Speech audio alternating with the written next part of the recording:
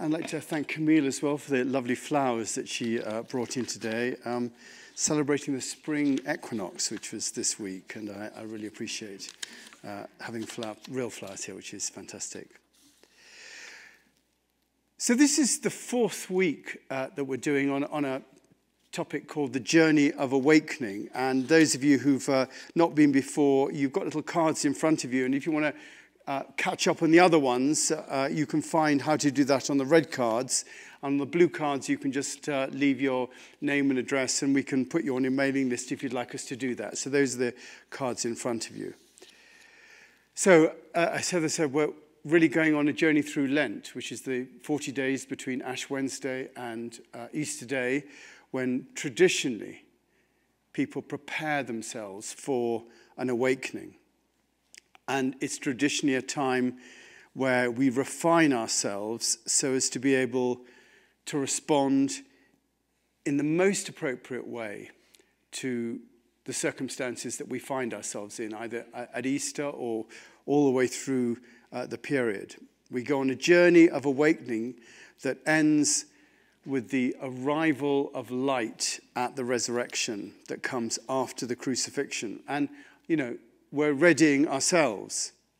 We're giving ourselves the best possible chance to respond in a way that's guided by the Spirit rather than just our minds reacting, trying to enable us to be responding from that deep place of the Spirit, to prepare ourselves that our promptings come from the Spirit and we can have confidence in what we do. Because, as it says in that first reading, we want our actions to bear fruit.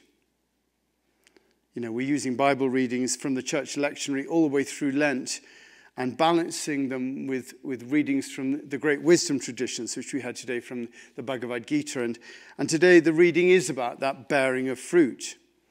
We're given our little time in life, and we really have a responsibility to make the most of the time that we have together. It also, I think, reads with that parable of the sower. Do you remember that? In the sower, the seed that falls on the path, the seed that falls on rocky ground, the seed that falls among thorns, and that means you get carried away by the cares of what's going on in your life. But the seed that falls on good soil refers to someone who hears the word and understands it. This is the one who produces a crop yielding 60 or 100 times that which was sown. And that's what we want to do, I think, with our lives. We want to bear fruit from what we do. And it's bearing fruit from listening to the Spirit within us. There's another lovely verse in Psalm 127 which says, "Unless the Lord builds the house, the builders labor in vain.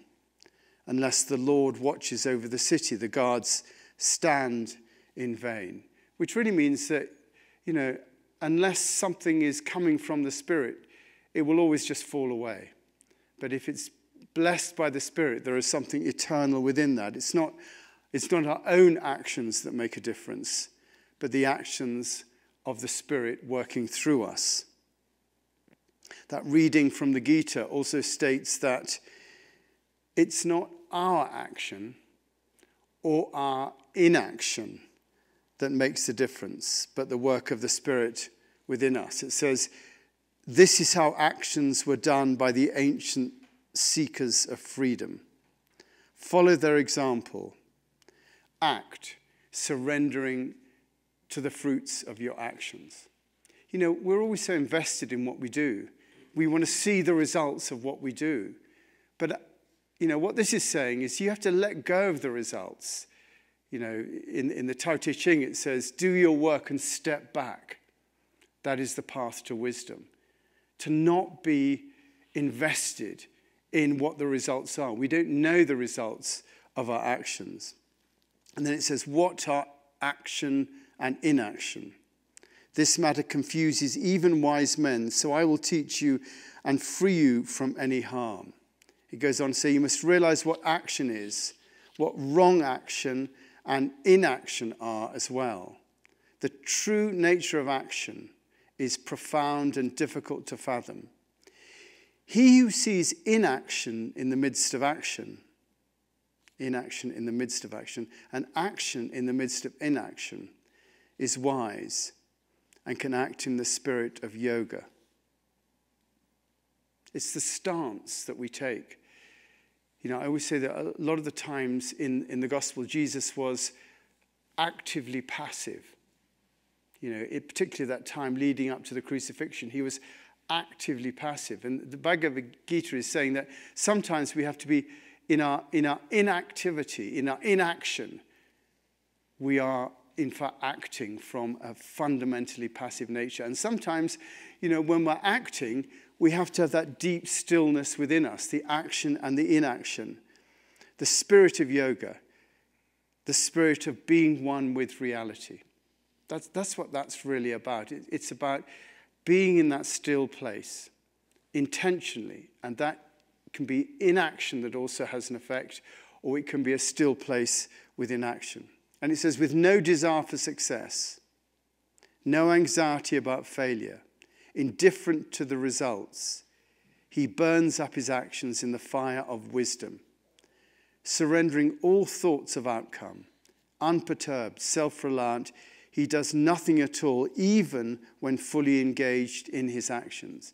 And when it says he does nothing at all, it means it is the Spirit acting through him. He's in that still place, and the Spirit is acting through him. So we're looking really at trying to come from our hearts. And that's why we prepare ourselves at Easter. We prepare ourselves so we let go of all the props that we use to prop up our mind. You know, we want to make ourselves comfortable so that we can just get on with life. And what we do at Easter is we let go of those props so that we come to the still point, even though it might feel uncomfortable. A peace at the center, not acting out of impulse or inaction, but, you know, that really famous phrase from the Tao Te Ching, which says, do you have the patience to wait till your mud settles and the water is clear? Do you have the patience to wait till your mud settles and the water is clear? Can you remain unmoving till right action arises by itself? Can you remain unmoving? Can you be in that actively passive state till right action arises by itself? And that's not to confuse busyness with productivity. You know, when we were doing this thing with this webinar, you know, we really didn't know what to do, you know, and we decided to wait until, you know, we thought what the right thing to do was. And then the idea of the webinar that we've recently done came up, and we went with that. And now, again, we're in a place of waiting and thinking, sort of, what do we do now? You can only do that if you're living in the Spirit. That, we've said it often enough, but that phrase from Viktor Frankl, between stimulus and response, there's a space. And in that space is our power to choose our response. And in our response lies our growth and our freedom. So when something happens to us or something's happening, there is a space before you have to respond. If you can be in that space, your response then creates your growth and your freedom. And having prepared ourselves, having decided to live in the Spirit, we then can have confidence in our response. And it's so easy just to, you know, when something happens, just to completely, you know, come from our minds and to immediately react and say, this is right, this is wrong, this is what I'm going to do. But it's that willingness to wait and have the feelings. Because when you feel that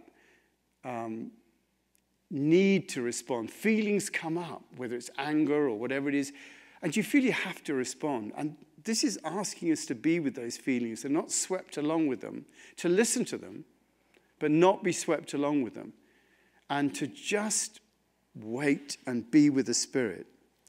And, you know, we know that we're coming from love. There we are. We know that we're coming from love. That's the nearest I get to an altar call here is when the dogs come up, you know.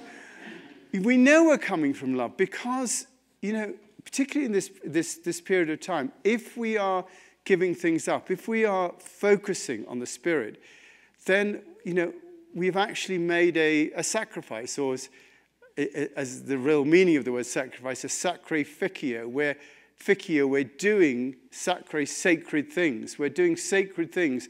So when you do those sacred things, it puts you in a place where you know that love is actually your motive, because you're preparing yourself. You prepare yourself in meditation, in prayer, in Bible reading, in actually giving things up. You prepare yourself to come from love so that you can make a difference. I always love that quote from Barack Obama.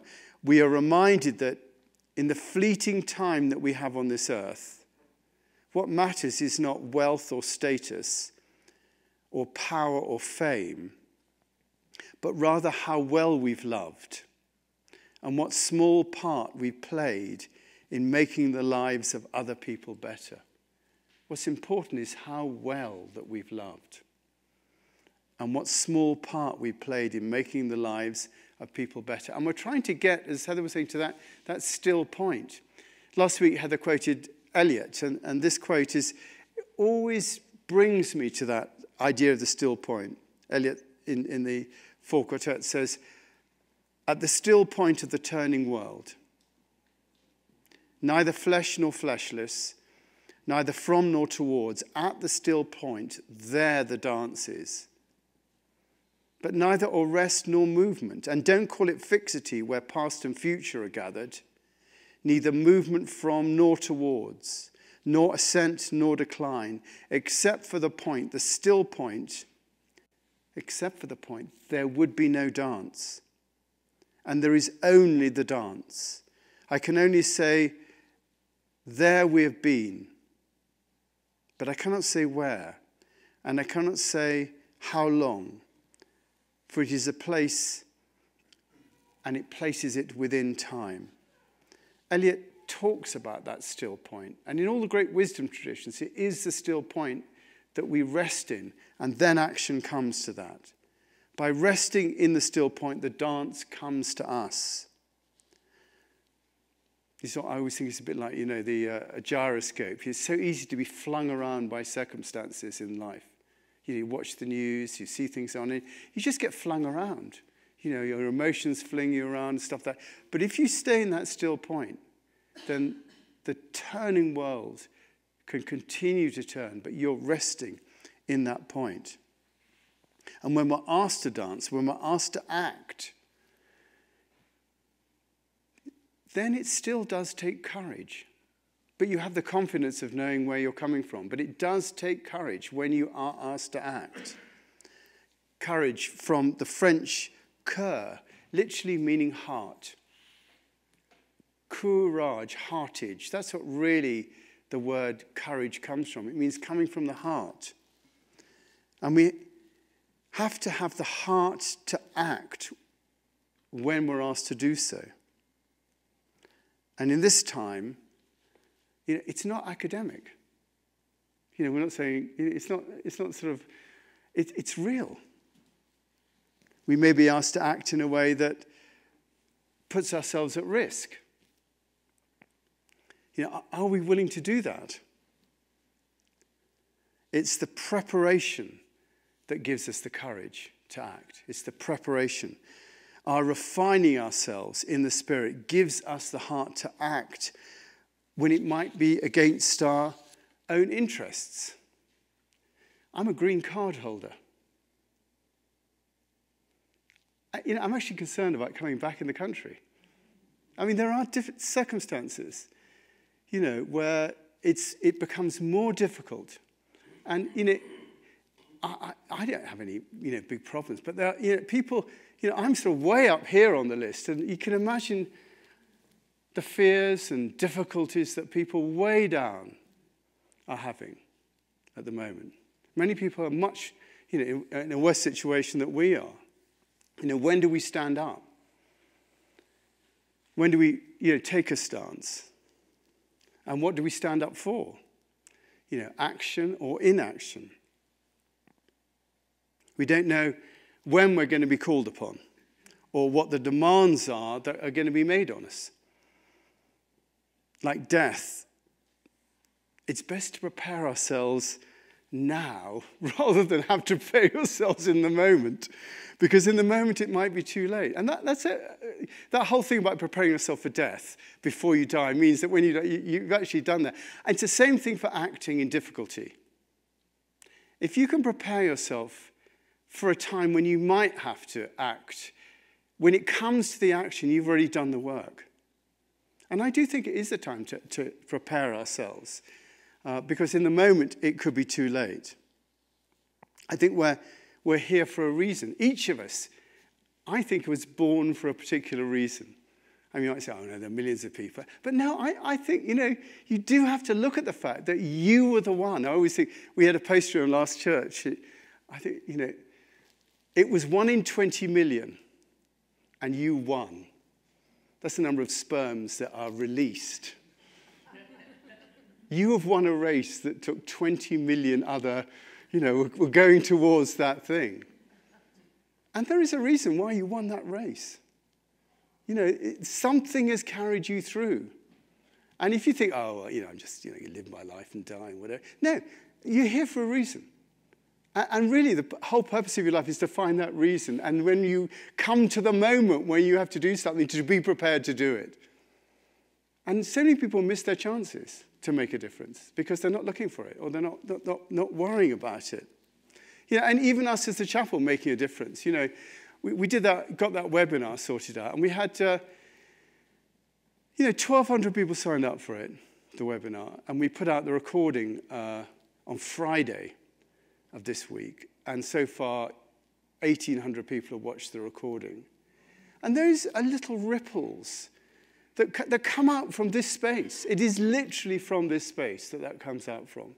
And, it's not like millions or anything, but it is little ripples. And now we're thinking about what we do next. And we put a weekend aside for June the 7th and 8th to do something. I don't know what it is we're going to do. We've come up with a basic idea of a possibility of a topic to do that. The two things we're thinking of doing. First of all, we're thinking of, rather than just having, a conference here and live streaming it out from here around the subject of how we respond to what we're, living through at the moment. But we're thinking of having multiple locations that we bring together and actually link in through streaming in and streaming out. So we have keynote speakers in different places in the country where they do that. You could have sort of Marianne Williamson's going to be in London at that time, so she'll probably beam in and do our keynote. She's committed to doing that. And then we might have other people here, and someone, Mirabai Starr is in Taos, and we could have her in Taos beaming in. So that's the idea that we're thinking of doing. And the theme we're thinking of, and we're sort of developing this as we go along, so if you've got any ideas, let me know, is the theme we're thinking of doing is liberty and justice for all, rediscovering generosity in our community. That's the thought that we're thinking of doing. So, all of us can make a difference in what we're doing now. And we really, are preparing ourselves both individually and collectively to step up a bit. And as the chapel, we are going to step up. We're going to step up and do something. And, bringing people together, like, Matthew Fox, Marianne Williamson, Tim Schreiber, Cynthia Brageau, Andrew Harvey, Sherry Mitchell, whole group of people that we can bring together through the chapel in what we're doing. So I do say to you, do look at your own personal preparation. Do look at what you're doing, because I think, we could make a difference in what we're doing here. So it's about action, just to come back to the readings, and inaction. When to wait and see if our mud settles and right action arises by itself, and then when to step in and do something. And all of us are trying to work that out, collectively and individually. And I think that's the role at the moment. But you have to be coming from a place of the Spirit. And you can only do that if you're prepared. So I do encourage you to prepare in whatever way will work for you. Thank you.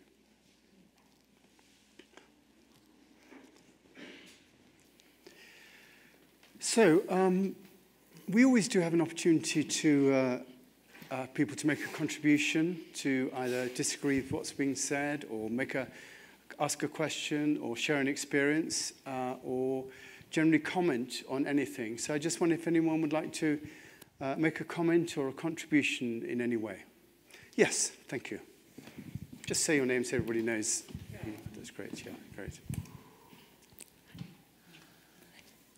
Yeah, I just want to express gratitude, first of all, for the beautiful music. And just for the space, too, that you all create, that Heather created at the beginning, that wonderful still point that you've talked about, and listening to what arrives there. And the threads of, like the not being attached to the outcome. And one of the outcomes, and how hard that is. I mean, that we're drawn to take action, that here most of us come from the heart and the spirit of such beautiful altruism, and to seemingly be at the effect of those who aren't in that space, and to really want a different outcome than what's happening. One of the outcomes, as you talk about Lent, the period of Lent and the preparation toward the awakening, that the awakened being is already here, and that there are obscurations to that, but just to like not be attached to that. Okay, on Easter, I'm going to be this awakened being, whatever that means to anyone. And I appreciate how you and Heather, Nicholas, really capture the spirit of that there's not that outcome that is expected, and yet there's, of course, this wanting to be free of the obscurations, and to just the recognition that the awakened being is already here, and that we see that in each other, and just represent that and share that with one another is just the most beautiful thing coming from that love space. That's what draws us. And then however we're wanting to address the obscurations in this sort of preparation period, whether it's psychological or contemplative or meditation to that still point, just to be aware of that availability is so wonderful. And just, again, appreciating the space that you all bring for this. So I just wanted to, let's see if there was anything else. But yeah, just those threads of not being attached to outcome, how hard that is, just how hard. And then the thread of the Lent period to the awakening, just to allow we are already awakened beings. And to acknowledge that in a way, along the way. Thank you. So, yeah. Thank you.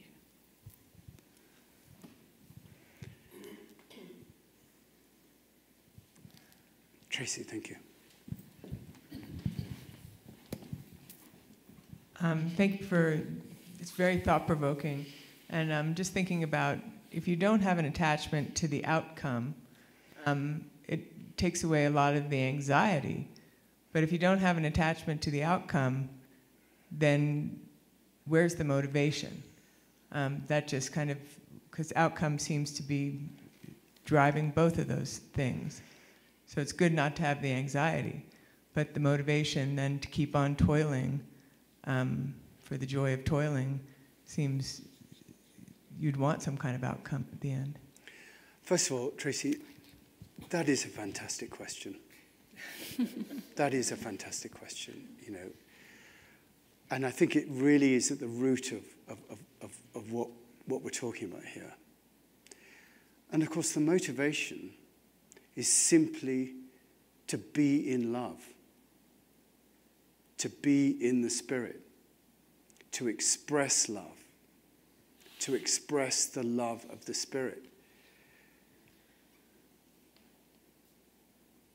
That is the motivation. It is a motivation to give with no expectation of return. And the very act of loving is the reward in itself. There is no more reward than being in love with God. And if you take those words literally, to be in love with God is the purpose of our lives. To exist in love, to exist in the love of God, to exist in love with God is the purpose of our lives. And when you are in that place, that is the nature of enlightenment. And when you're in that place, as you rightly say, there is no anxiety because perfect love casts out all fear. Give my Bible references here. Perfect love casts out all fear. And that is where we're wanting to be. And you commit to that. And then you say, Inshallah. May God do with me what she will. Thank you. I just want to piggyback Yes, on of that course. too, because it's such a cool question. And I just notice in myself, whatever I do with my life, oh gosh, it makes me want to cry.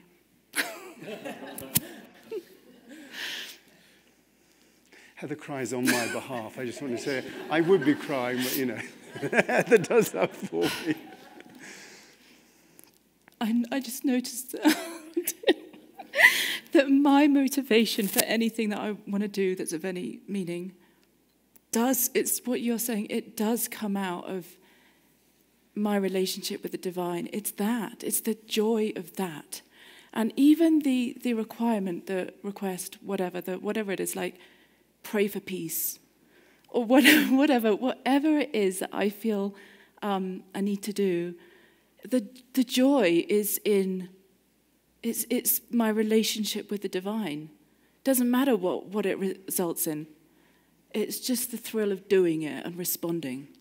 Anyway, that's just my experience. I just had to share it. But sorry, I do cry at the drop of a hat. No, and we have all the time in the world. It's completely okay. I think it's lovely to arrive at a point of emotional depth as well, which I probably don't plumb as well as you do. But it is. There's an emotional aspect to it of being moved. This is love. It's being in love with the divine, as you just said. Yeah. Oh, anyway. Anybody else like to say anything? Yes, we'll go first of all to Owen, and then we'll come to Bruce. Thank you, Owen. So I heard your message about not caring about the outcome of life, and I think that is like a good message that you shouldn't, like your only goal should be that. But there is something that I was thinking, I think about the flood, which is Judgment Day, which the great outcome of all our lives will be on the Day of Judgment when Jesus comes back to the world and brings us all to heaven. He knows our lives, he sees our lives, he sees our sin, and he sees us worshiping him as well. Yeah. I think the outcome we should care about most in life, it's not just our own journey of following Jesus, but it is helping others live through Christ. Yes. So what I was going to say is, in the book of Revelations, I forget the exact part, but God spoke to John, not the St. John, but John in the book of Revelations, and he said that at the end times, godlessness will be at an all-time high. Christianity will be a religion that is persecuted. It will be a religion that is at an all-time low. People will turn to Christ. It will be a religion that is at an all-time low. And these days, when I go outside and I look around, I talk to people in my communities, at my school, my groups of friends. Many of them are atheists. Many of them say that there is no God, that there's no way they can believe in a God. And I think, if anything, something that I think it is not right to hide God away from others. When someone says, I don't believe in God, you should show them the proof of Jesus. You should show them that, on Judgment Day, when Jesus comes back, and you never believed in him, you cast him out of your life, he will say, depart from me, for I did not know you. There are people, I think, I hear three arguments a lot for atheism. The first one being that God never answered my prayers. I hear that so much, and when I see that, I just feel so bad for people. Because being a Christian, it isn't being a good person, it isn't believing in God, it is surrendering your life to Jesus. Jesus did not just die on the cross for us, but from the moment he was born, The Roman emperor said, I want him dead. I do not want him to live on this earth. And Jesus faced that persecution, not just on the cross, but through every single moment up into the cross. He died, he came back, and he died again. Not for himself, but because he loved us so much. So why should we hide this gift of love from others? When they say, my prayers weren't answered, it's because Jesus loved you. But you can't just go up to him and say, Jesus, give me a better life. Jesus, give me $1 million. You have to build that relationship with him. Yeah. Because he loves you, but you have to give that love back to him. Yeah, thank you. I think that is something that a lot of people don't do. And I think is the main argument here a lot for atheism.